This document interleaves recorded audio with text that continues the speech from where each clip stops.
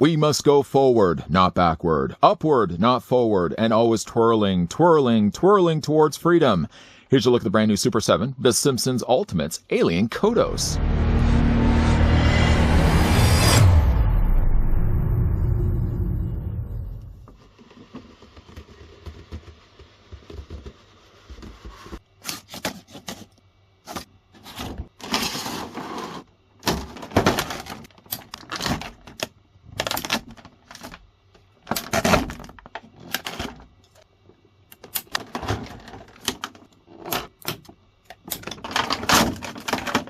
Kodos the alien from Dǝvᴉous 7 is definitely not here to eat you or the citizens of Springfield, but he would certainly like to cook for you.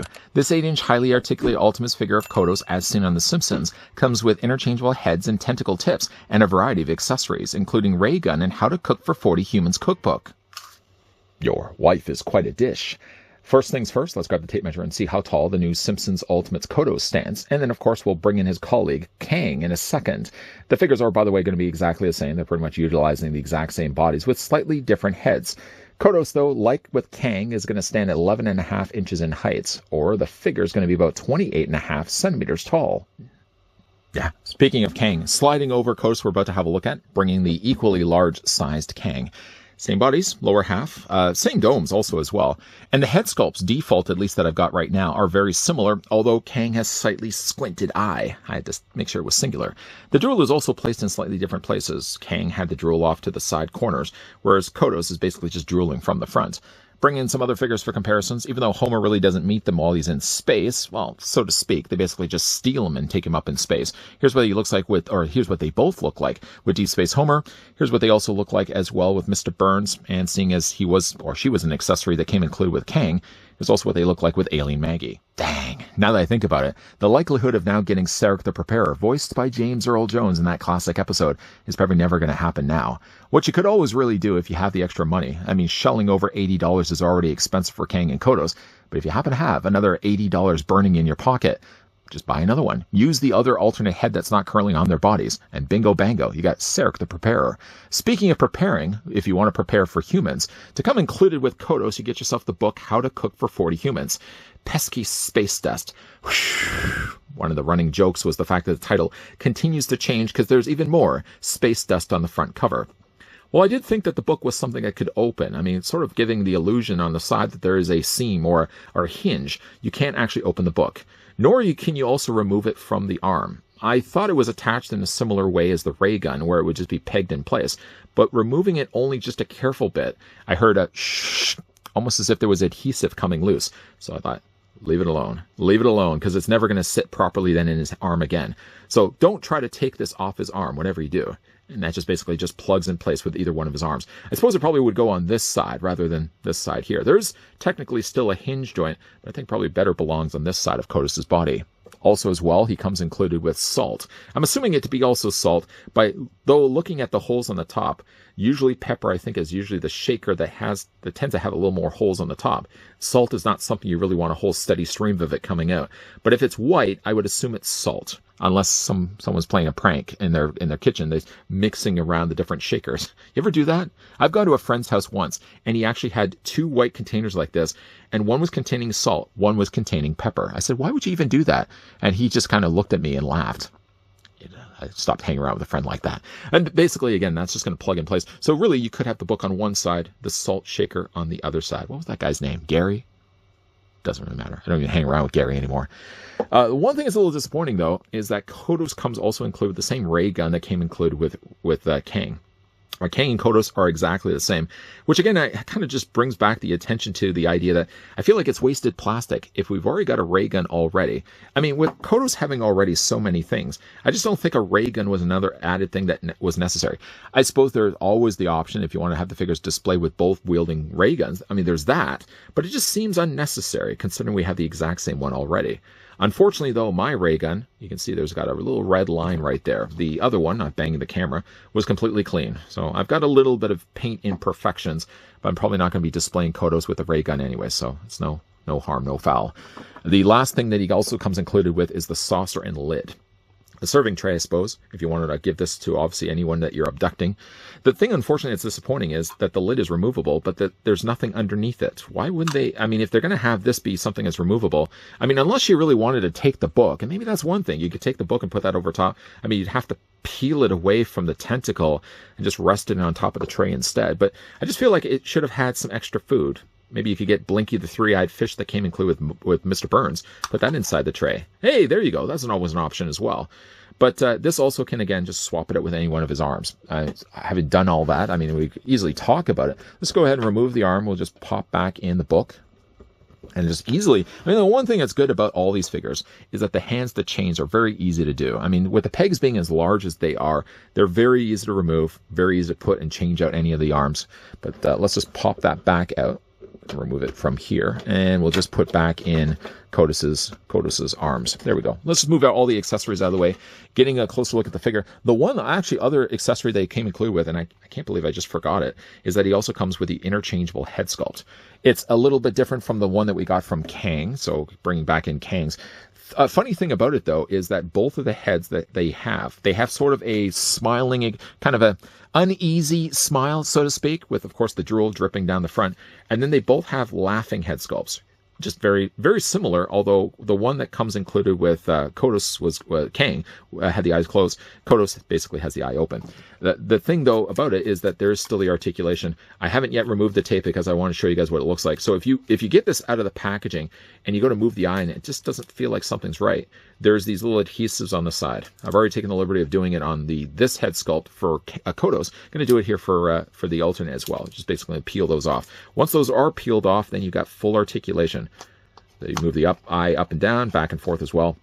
He benefits from actually having two eyes that do that, whereas Kang only had the one head sculpt because obviously he would have had this head sculpt also as well. Getting a closer look at the body, there are exactly going to be the exact same.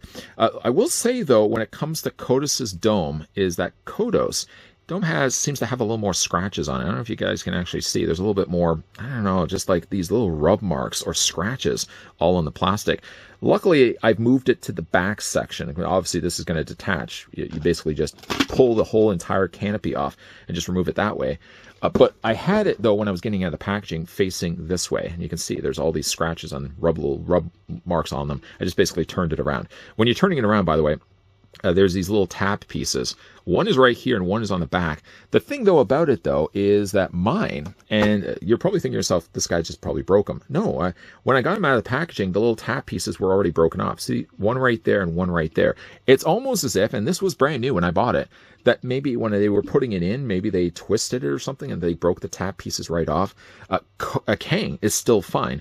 Kodos's, though, is broken. I mean, it's not a bad thing at all because, I mean, getting it on him isn't so much an issue where I have to worry that those things are going to be the thing that keeps it in place. I mean, I could still lift up the entire alien really without anything attaching properly in place. One thing that's also interesting also, too, is that when you are putting this down, you kind of want to make sure you're putting it you want to make sure that, see, like, I'm just going to lift this off so you can see how these are little pieces that basically take the front half and the back half and sandwich them together. That's basically why you've got that seam line right there. But in order to do that, they've got these little lips on the inside. When you are putting this down, you want to make sure that you're not clipping the eyes or the ears with it. It's not as bad with this head sculpt. I think I noticed it a little bit more when I was putting it over top of this head. You just want to make sure it's facing the right way. The alternate head sculpt, of course, has just copious amounts of drool dripping out from the bottom of his lip. Again, Kang was a little bit different. I mean, in the sense that his eyes were closed, but pretty much the exact same style of head. If you did want to change the head, though, it's just, once again, you pop this off. Watch those ears again. Just twist that slightly. That's what it was. When you're putting it down, these little interior clip pieces will hit the ears. So you want to make sure you kind of turn it this way, and then you want to turn it back this way. So doing that in reverse steps, just going to take that off. This, by the way, does have articulation, so we're just going to pop that off. And then you're just going to replace it with this alternate head sculpt. Being that the bodies are exactly the same, if you wanted to, say, for example, you want to use this for Kang, you could easily just use it for Kang because the way they attach is exactly the same on the bottom. They are hollow plastic. Something I did mention when we had to look at the Kang figure is that they are using hollow plastic. I mean, I feel they can get away with it. I would be a little bit more obviously annoyed if they were doing it with a regular size figure, like when they did it for like Devil Flanders, for example. Hollow plastic for the majority of his body and hollow legs was really like, I mean, like, why? Why would they have wasted producing a figure of that grade with that price point and then only release it in hollow plastic. Very disappointing. Kang and Kodos, I can get away with, I feel they can get away with the idea of using hollow plastic. It is really only hollow plastic from basically like the head up. The lower half of their body is actually very hard plastic. It has a little more of a hollowness to it. A little bit of an adhesive here as well. It's a little bit more of a, it's still hollow, but it's not as hollow, for example, as the head itself. And again, you've still got articulation there in the eye that moves up and down. But the arms themselves are going to be the same of Kang. So there's going to be like a hinge joint right here. You want to talk about the articulation? Okay, we'll do it right now. So for the figure's articulation, now that the dome is already off anyways, the head does rotate all the way around.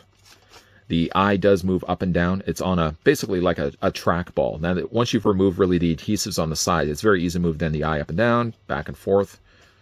Then this also rotates. It's not on a ball joint. I mean, I don't think it necessarily needed a ball joint. I mean, they could have easily probably just turned this into a ball joint as opposed to a post. And then, I mean, you really wouldn't be able to move it back and forth anyways, just because it would be so flat against the bottom of its base anyways. But anyways, it just only rotates back and forth. The arms rotate back and forth. Those are on hinges. So there's a hinge right there. There's a secondary hinge, a hinge. So basically, it knuckle joints in 3 different areas. So you can move it back and forth. You can rotate these individually, and you can rotate these too. Unless you, of course, swap the tentacles out with one that has an accessory. And basically, it's going to have the same amount of posability. And basically, that's the same on this side as well. The only part that isn't articulated is the back of its, I guess you would consider that to be the tail of the aliens. That doesn't move, but the fronts at least do move, so they can rotate, and they're also on hinges, so you can rotate them also as well around. Yeah, disappointed. Disappointed that the line is coming to a close, but at the end of it, at least I got the figures that I wanted to. I would be really disappointed. Let's just make sure don't clip the ears, whatever you do. Yeah, this one's a little bit harder to get around. Yeah, I would be certainly more disappointed if we got the announcement of Kang and Kodos and then Super7 just, unfortunately canceled the license then. But at least I got the characters I was really the most interested in getting, Kang and Kodos, trying to tell the two apart. Bodies are just going to be exactly the same. The dome construction, obviously, is just using the exact same one also. And they also come with very similar style of heads. The benefit, at least, of them is that they are using the same bodies. So again, if you wanted to use one that came included with Kang and just use Kang's head on both bodies, you can also do that as well. Or if you wanted to, not that I would probably consider the idea of it. I mean, I've already spent, I think it was like over $100. Each of these figures, by the way, are around $74 to $75 online, and that's in US, so you have to do the conversion on top of that. I might maybe consider, do I want to get another figure so I can get myself Sarek the Preparer? How much do I really need a Sarek Preparer? I don't know. I might just end up sticking with 2. The thing also about this, obviously, is that they're going to be taking up a lot more real estate space just to bring back in a regular ultimate-sized figure. Here's what they look like, once again, with Deep Space Homer. Homer, because of the size that he is, you can, of course, accommodate a lot more of them on the shelf. Kang and Kodos, they had to be scaled the size that they were to, of course, make the proper proportions to the way they would be in the episodes.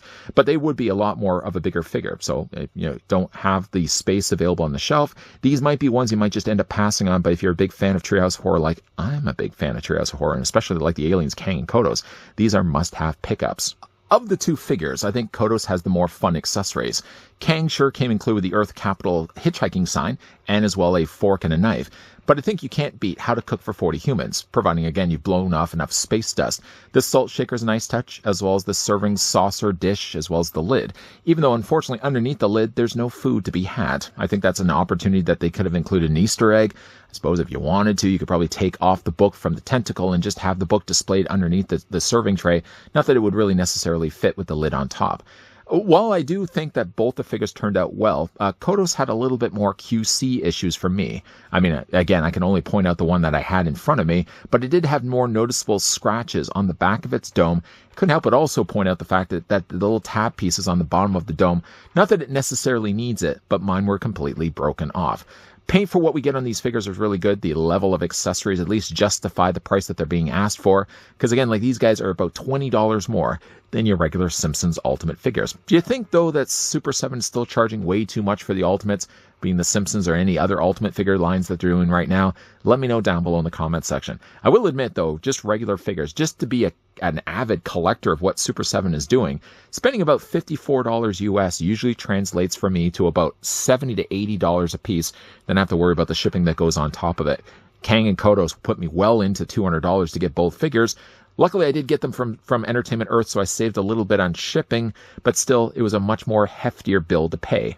But you guys think they're too expensive? Let me know down below in the comments section. Have you guys also picked up Kang and Kodos? And if you have, what accessories do you have the figures displayed with currently? If you guys, in the meantime, wanted to pick these up for yourself, they, as far as I know, are still available at Entertainment Earth using the affiliate link provided down below in the video description by yours truly. It can save you 10% on anything that's currently in stock. It doesn't have to necessarily be Simpsons. It doesn't even have to necessarily even be Super7. Anything that's currently in stock over on their site, that affiliate link that you click on will save you 10% when you're going through the checkout. If you guys did enjoy this video, why not throw it a like. If you guys are loving the content you guys are seeing and would like to stick around for more, Simpson-wise, I can tell you we're still going to be looking at some more Simpsons releases in upcoming videos, but we will be also looking at one other line that Super7 is doing so well for Ultimates. And that's a figure that's going to be coming up pretty soon, so make sure you're coming back here on a regular basis. As always, guys, thanks for watching. See you next time.